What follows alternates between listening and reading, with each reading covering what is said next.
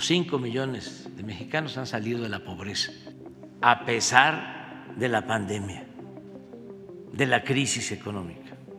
5 millones. Que en este sexenio prácticamente no vamos a crecer, el crecimiento va a ser cero o cercano al cero.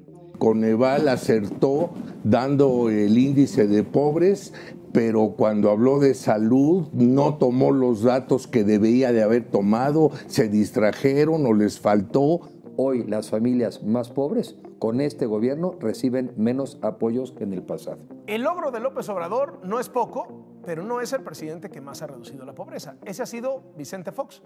La derecha se enquista en pleitos internos y ataques al gobierno de Andrés Manuel López Obrador y mientras tanto la Cuarta Transformación anuncia una reducción histórica de la pobreza en el país, a la cual pues desde luego se le ha querido hacer vacío desde los medios corporativos de comunicación. Hay desesperación y hay también dos relatos, al parecer, que transcurren en paralelo en México y de eso hablaremos el día de hoy. Esto es En Re.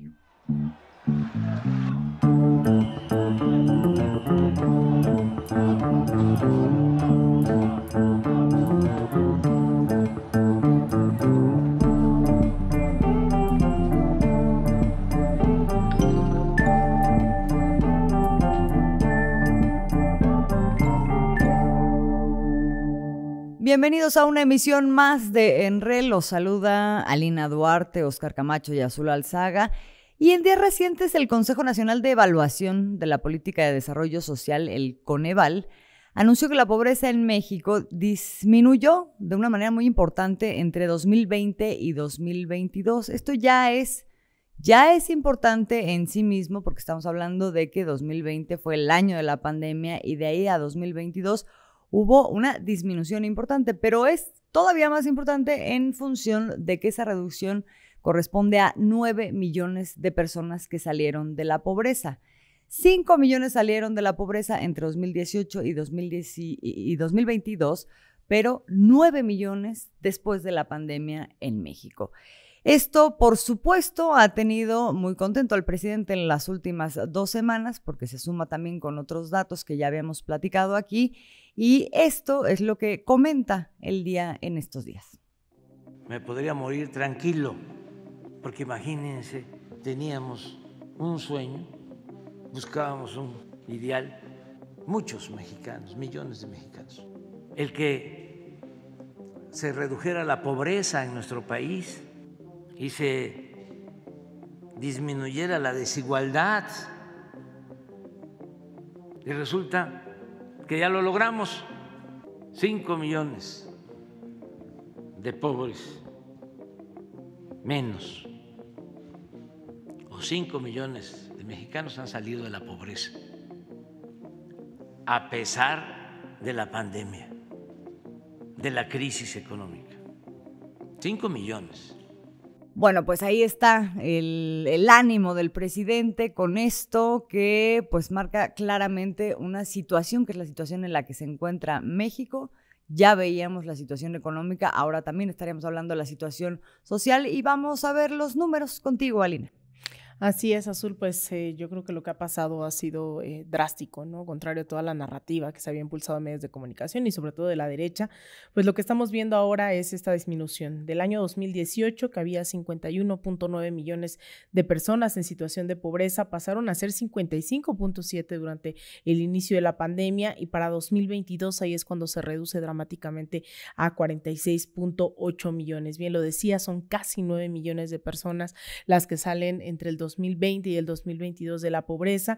Insisto, son temas que podemos celebrar, sin embargo, pues también todavía habla del gran desastre que se nos dejó en este país y que es, digamos, algo que celebrar, ¿no? Mientras se combate también lo de fondo, porque todavía el 36.3% aún vive en condiciones de pobreza.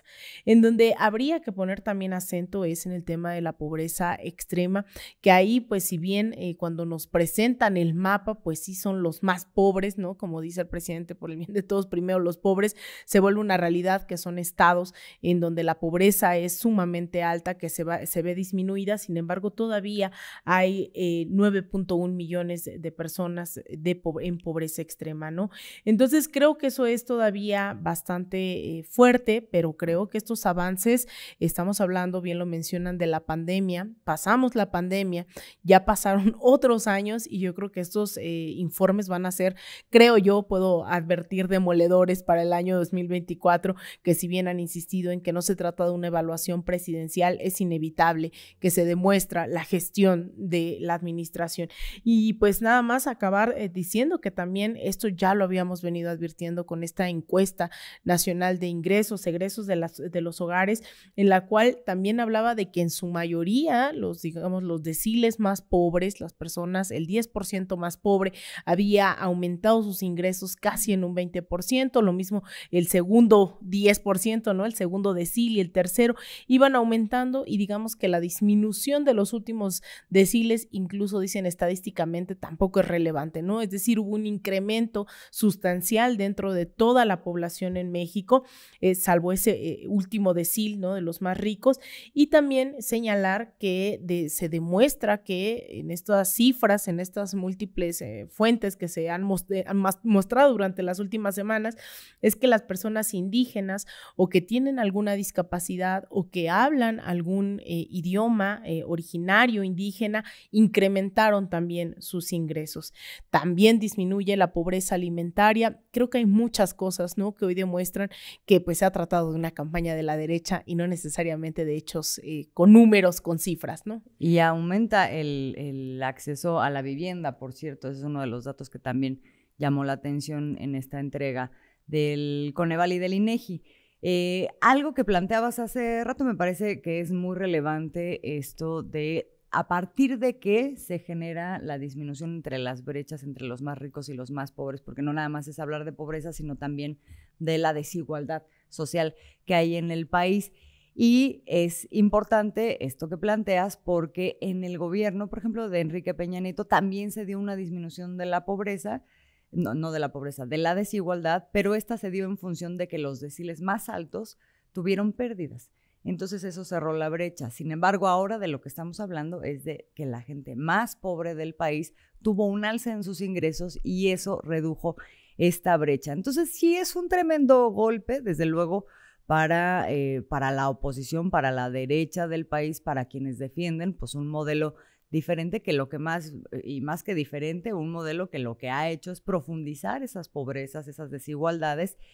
Y pues decíamos, uno de los testimonios más fuertes son esto que tiene que ver con la desigualdad. ¿Cuántas veces hay de diferencia entre el más rico y el más pobre en el país? Decíamos que hubo una reducción con Enrique Peña Nieto que llegó hasta ser de 21 veces la diferencia entre el más rico y el más pobre en el país. Esto baja hasta 15 veces ya en esta administración con Andrés Manuel López Obrador, pero en el gobierno de Felipe Calderón esa diferencia fue de 35 veces entre el más rico y el más pobre. Entonces lo que estamos viendo aquí es que el gobierno, el de Felipe Calderón, que es el gobierno que se considera el más criminal de la historia del país, ¿no? En donde crece en 192% la violencia que se traduce en homicidios, también crecen las violaciones a derechos humanos. En esa misma administración crece también de manera exponencial la desigualdad. Entonces no pareciera una casualidad, ¿no? Y en ese sentido, pues también querría destacar el hecho de que tampoco parece casualidad el hecho de que ahora pues haya una disminución importante de la pobreza, de la desigualdad y también de los delitos de alto impacto. Particularmente hablaríamos del 17% en el caso de los homicidios, 74% en el caso de los secuestros, que era un problemón que teníamos en el país durante la administración de Vicente Fox y también de Felipe Calderón. Y ahí, Azul, nada más quisiera agregar que no solamente es porque fue mágico, ¿no?, esta disminución de la desigualdad, sino además hay políticas muy específicas, y llamaría la atención sobre el tema del aumento del salario mínimo, ¿no?, que en términos, digamos, de porcentajes ha aumentado más del 135% el salario mínimo. Sin embargo, con el tema de la inflación y lo que ha ocurrido particularmente los últimos 2 años, aún así los ajustes del salario mínimo han sobrepasado el tema de la inflación. Y eso es lo que veíamos también en esta encuesta de ingresos, que la mayoría de los ingresos es por el tema del trabajo en los hogares, pero ahora es un trabajo mejor remunerado, ¿no? Eso también tiene que ver con las políticas de ajuste fiscal, con un montón de cosas que están pasando, que no es como arte de magia, que es también una de las lógicas de los medios de comunicación, ¿no? Decir que pues todo se debe, que si el dólar se aprecia es cuestión de la NASA y de las remesas, ¿no? Sí, de la luna y demás. Ovnis. Entonces también eso es muy importante. Sí, no, me parece muy bien este listado que haces.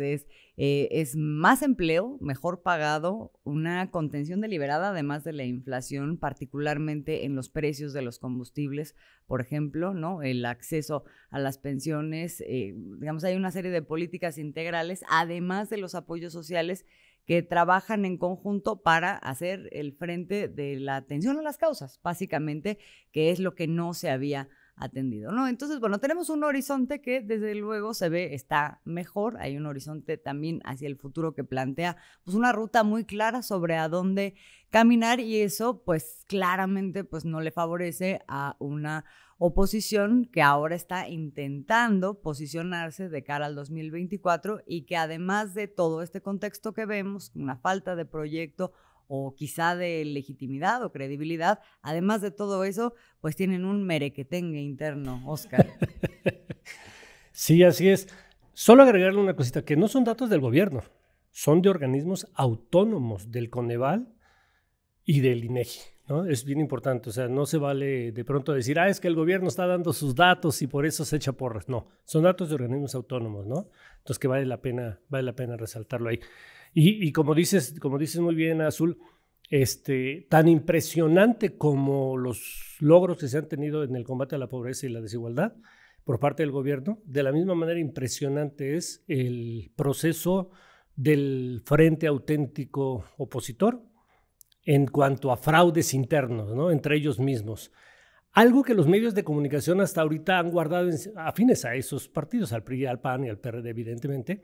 Esos medios han silenciado todo este proceso lleno de fraudes y han pretendido en los medios de comunicación que pase como si todo ha sido limpio y transparente, ¿no? Pero es muy grave porque están seleccionando a su candidato o candidata presidencial. Es decir, es el proceso interno en el cual deberían ellos dar el ejemplo y actuar de una manera limpia y transparente, cosa que no ha sucedido. Y esta acusación de fraude adentro del PRI, PAN y PRD no viene de Morena, no viene de los grupos contrarios a estos grupos, sino que viene de ellos mismos. La propia gente que ha participado en este proceso son los que han denunciado fraude. Son varios hechos. El primero, eliminaron a 12 candidatos ciudadanos y de los cuales 7 denunciaron que ni siquiera les dijeron por qué habían sido eliminados. Simplemente les enviaron un machote y les dijeron, estás fuera, gracias por participar, ¿no? Los ciudadanos, o sea, no hubo ninguna explicación. En segundo lugar, luego se viene todo lo que es su sistema para recolección de firmas, falló. O sea, a la oposición se le cayó el sistema, ¿no? Su sistema para recolección de firmas. Y la misma Xóchitl Gálvez, o sea, fue una de las que denunció y dijo, oigan, como que yo estoy viendo que otros aspirantes están recopilando firmas a diestra y siniestra, algo raro está pasando ahí, ¿no? O sea, no vino de afuera la acusación, sino de adentro mismo. Ese mismo sistema de recopilación de firmas de pronto también fue señalado cuando ya se viene una crisis más fuerte. Dan a conocer que quedan 4 finalistas y eliminan a los 2 del PRD. Esto significó una reacción de enojo de los perredistas y dijeron, ¿cómo que nos eliminan a nosotros? Y ni siquiera nos han dicho por qué nos eliminaron, ¿no? Y empezaron también a señalar toda esta situación. Pero al mismo tiempo que el PRD se inconforma, hay un militante que se las creyó también, que llevaba 29 años en el PAN, y dijo, yo también quiero participar, ¿no? Y se apunta.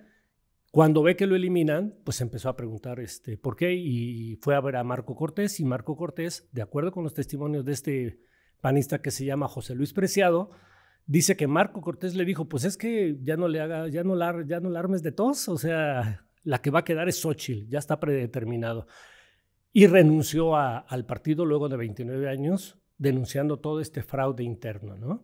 Y finalmente, bueno, creo que esto nos dibuja una situación alarmante en donde hoy estamos viendo que entre ellos mismos están haciendo fraude y ante una actitud pues verdaderamente pasiva del Instituto Nacional Electoral, que no ha hecho nada, ante una actitud pasiva del Tribunal Federal Electoral, que no ha hecho nada. Bueno, están más preocupados por dictar medidas de censura en contra del presidente que por atender este tipo de denuncias, ¿no?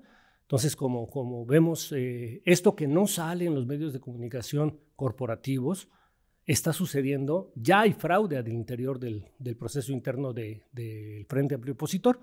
Y como dicen en mi pueblo, pues cuando el perro es bravo, hasta los de casa muerde, ¿no? Sí, que además hicieron adicionalmente, porque existe la autoridad electoral, ¿no? El tribunal, el INE, pero además ellos hicieron su pequeño comité de evaluación, de supervisión. Tiene razón. Que también les pasó en blanco todo esto. Ahí hay un elemento que vale la pena señalar. Hay dos personajes que son los que organizan que están al frente de todo este proceso de selección del PRI, PAN y PRD. Uno se llama Arturo Sánchez y el otro se llama Marco Antonio Baños.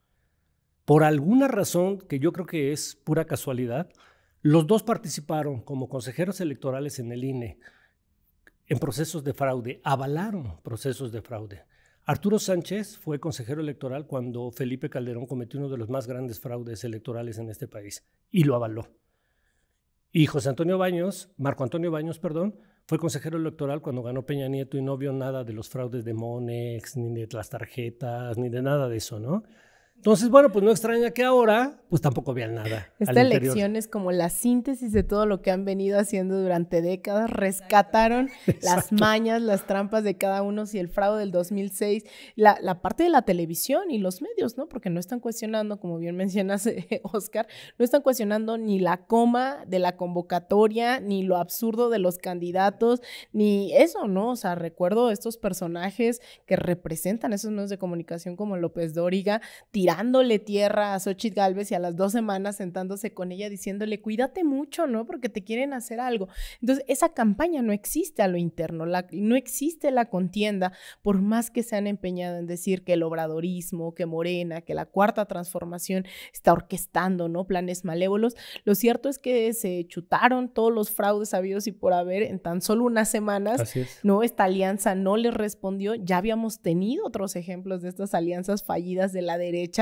Priorizan más sus intereses de cúpulas, revientan el partido, se van, ¿no? Y en este mes ha pasado de todo con la derecha, intentaron aglutinarse, crearon nuevos partidos, se hicieron fraude y los medios, bien, gracias. Sí, o sea, estamos en el plano nuevamente de la simulación, ¿no? O sea, por mucho tiempo se cantó como que México estaba en transición y luego ya en una democracia y entonces ya no podíamos decir que nos hacían trampa ni nada, pero todo era una gran simulación, claro, ¿no? A la mera hora, quienes seguían en los lugares estratégicos para que todo esto pudiera fluir y que nadie dijera nada, pues hasta este momento ahí siguen y siguen validando esto que estamos viendo al interior de este frente y bueno, seguramente esta va a ser la lógica y la tónica que va a tener esta elección, por lo menos hacia un lado, ¿no? O sea, aquí todo lo que vemos, lo vemos con dobles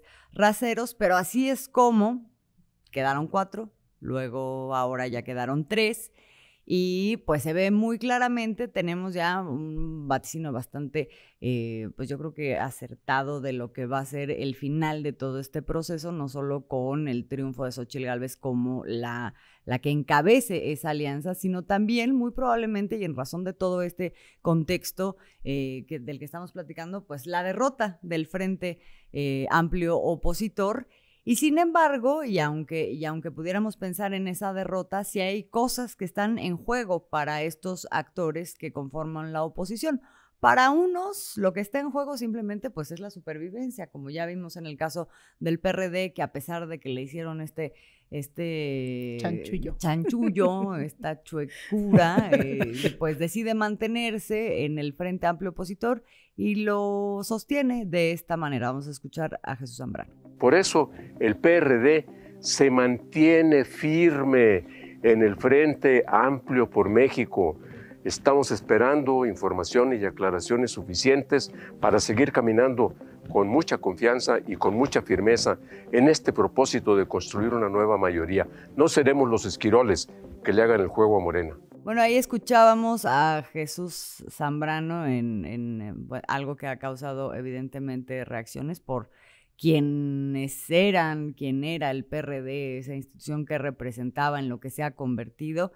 Pero bueno, donde deja muy claro que lo que está buscando es una supervivencia, literalmente, no desaparecer del mapa. Para otros, lo que significa, sí creo que significa la posibilidad de luchar para no perder todo lo que ahora sí han logrado sostener con su preeminencia en distintos espacios que tienen poder y que han podido frenar la Cuarta Transformación. Particularmente estaríamos hablando de la Suprema Corte de Justicia y también del Instituto Nacional Electoral, de las autoridades electorales y las autoridades judiciales, desde donde claramente toda la administración y ahorita de una manera muy acentuada, pues han seguido saboteando acciones de gobierno por un lado y por otro lado intentando silenciar y acotar lo más posible al presidente porque la lucha y la disputa sigue siendo contra él. Es decir, lo que vemos no es partidos de oposición activos, más bien están en la lona. Y sí vemos instituciones desde las cuales se está ejerciendo activamente la oposición a través del lawfare. Claro, lo que hemos visto en las últimas semanas en México es no solamente una derecha pues sumamente derrotada en lo electoral, sino también estos grupos, estas cúpulas y estos rastros de lo que realmente fueron las oligarquías durante todas estas décadas en México, actuando y ejerciendo lo que han hecho en América Latina durante los últimos 20 años, ¿no? En contra de todo lo que sea de izquierda, se refiere a sí mismo como progresista, y son dos entes en específico, ¿no? Que vemos con más fuerza aquí, que es justamente el Poder Judicial, por un lado, por otro lado, los medios de comunicación y ciertos organismos autónomos, ¿no? Que también avanzan, a veces dicen, bueno, les vamos a conceder a la izquierda ciertas concesiones, ¿no? De respetar sus derechos, tanto electorales como humanos. Sin embargo, hemos visto durante las últimas semanas y vaya meses, ¿no? Que no es la excepción en los últimos 5 años, cómo es que el Poder Judicial, a través de varias cosas muy específicas, ha intentado frenar la Cuarta Transformación. Y eso está directamente ligado a estas cúpulas oligárquicas. El Poder Judicial es una de las expresiones más claras, permitiendo todos los amparos que son interpuestos por la misma derecha, por la misma Xóchitl Gálvez, por este empresario Claudio X, que está detrás de muchos de los amparos en contra de los megaproyectos, en contra de todo lo que sea la Cuarta Transformación, o este juez que decide interponer un amparo para que no extraditen al Chapo Guzmán, a la par que le permite a Xóchitl Gálvez interponer amparos contra el presidente, ¿no? Esa es su forma de entender la justicia en cuanto les conviene o no les conviene. La otra es también aceptar que toda esta campaña que ya abordábamos aquí sobre los libros de texto gratuito que se emprendió diciendo que ya venía el comunismo en México, pues resulta que las derechas estatales que están en contra del gobierno federal, pues logran imponer también nuevamente estas restricciones para que no se repartan estos libros, en el caso específico en el norte, sumamente conservador, el estado de Chihuahua, y entonces pues el presidente no le queda otra que acatar, ¿no? Dice, acatamos bajo protesta ya en múltiples ocasiones. Entonces por ahí va la lógica de hacer uso, de exprimir hasta la última posibilidad de frenar, sea a través de la mañanera, lo que puede o no decir el presidente, ¿no? Aun cuando se refiere a ellos como los grupos de poder que son y le adjudican violencia en razón de género. Entonces, digamos, esto ha sido sistemático, pero yo creo que hoy el desespero es mucho mayor pensando en que electoralmente tienen 0 posibilidades. Pensando en que tienen 0 posibilidades de ganar la presidencia y pensando en que podrían perder una mayoría o una capacidad de contrarrestar a una mayoría que permitiera hacer, por ejemplo, modificaciones constitucionales. Creo que esa es la aspiración de la oposición, ¿no? Frenar a el siguiente presidente o presidenta de la República, ganando o evitando que haya una fuerza como Morena que tenga 2/3 partes para hacer reformas constitucionales. Creo que a eso aspiran. Quieren ganar tiempo histórico, quieren que pasen otros 6 años sin que se vean resultados eventualmente en materia constitucional, para que digan, miren, no pueden hacer nada, ¿no? No hacen cambios importantes, no hacen cambios significativos, entonces ¿para qué se sigue este modelo, ¿no? Esa es, yo creo, que la apuesta de la derecha. Yo creo que la apuesta de la derecha a ganar la presidencia, pues ellos mismos saben que no tienen ninguna posibilidad en este momento. Y me parece importante también destacar la actitud del presidente. O sea, teniendo toda la posibilidad, por ejemplo, de hacer lo mismo que hizo Ernesto Zedillo en el 97, que es quitar a los ministros de la Corte para que eventualmente él ponga a sus propios ministros, como Zedillo quitó a todos los ministros que en ese momento había. Hoy el presidente está siendo absolutamente respetuoso de decisiones absurdas, incluso de la Suprema Corte, del Tribunal y del Instituto Nacional Electoral, ¿no?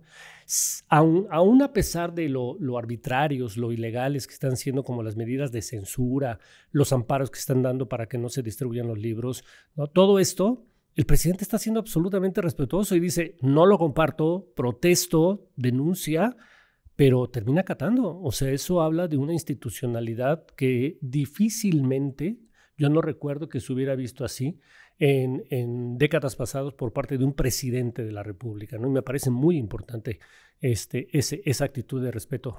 Bien extraña esta dictadura que dicen que existe. Sí, exactamente. Bien extraña esta dictadura que además lo vuelve a poner en el plano electoral, ¿no? Apelando a que sea la gente la que decida, pues, claro, qué camino vamos a seguir, y ya una vez decidiendo eso, pues cuáles son los pasos que siguen. Y ahí decías, la oposición apuesta a que no alcancen esta mayoría para no hacer modificaciones constitucionales. Aquí la Cuarta Transformación a lo que apuesta es así tener esas mayorías para modificar cosas de fondo, y particularmente, por ejemplo, esta reforma judicial que permitiría que la gente pueda votar por los ministros, entre otras cosas, y la reforma electoral, que ahí hay muchísimas cosas que involucran esa reforma electoral, entre otras también que los consejeros puedan ser votados.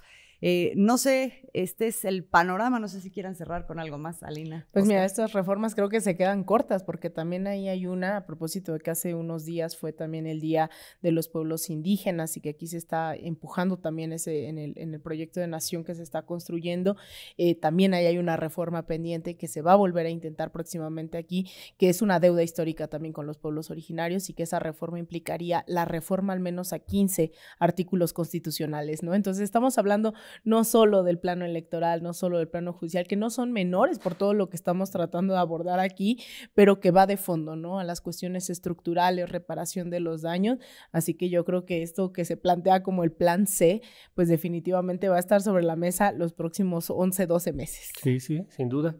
Yo solamente quisiera agregar a todo esto que hemos venido platicando la última decisión del Instituto Nacional Electoral de emitir medidas de censura a un medio público, al Sistema Público de Radiodifusión, al SPR. Me parece que es gravísimo que por la publicación de una serie de perfiles periodísticos de los candidatos, el Instituto Nacional Electoral decida que eso es ilegal y que eso debe ser bajado y debe ser quitado de las redes. ¿Qué es lo que les molestó? Pues les molestó que en el programa Sucesión 24, si no me equivoco, 2024, se hicieron una serie de perfiles y se comenzó, bueno, pues sacando los perfiles de los candidatos o precandidatos que ya están en la palestra pública, que son de Morena, y yo creo que se imaginaron que solo iban a sacar los perfiles de Morena, pero eso, hasta donde tengo entendido, se seleccionó por medio de una tómbola a ver quién salía primero y quién salía después y quién salía, ¿no? Sucesivamente. Pero en el INE, pues yo creo que se espantaron y dijeron, ¿por qué están haciendo esto contra nuestros candidatos de la oposición? No se vale. Los que están detrás del INE son los que están, exacto, ¿no? Bajo esa lógica. Entonces es muy grave esas medidas de censura. Es muy grave. Y yo creo que este tema, el de la censura previa y también la censura selectiva, nos daría para un programa entero que deberíamos de retomarlo, porque está muy presente evidentemente en el debate, y va a ser también una constante este tema porque está tremenda la cosa. Justamente volvemos, ¿no? Y nada más, si me permites dar un datito que ejemplifica lo contradictorio, ¿no? Xóchitl Gálvez, una de las precandidatas de la oposición, dio 300 entrevistas y no le pareció al INE que estuviera haciendo actividad electoral.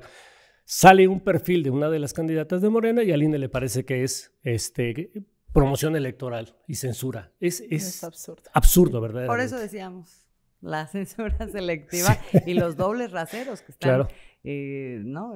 de manera corriente ahí en nuestro escenario político nacional. Bueno, nos vamos a quedar con esa promesa. Por lo pronto le agradecemos mucho que nos haya acompañado como siempre en este programa en Red. Somos Alina Duarte, Óscar Camacho y Azul Alzaga. Nos vemos a la próxima y lo invitamos a que nos siga también en nuestras redes sociales de Raíz Media. Hasta la próxima.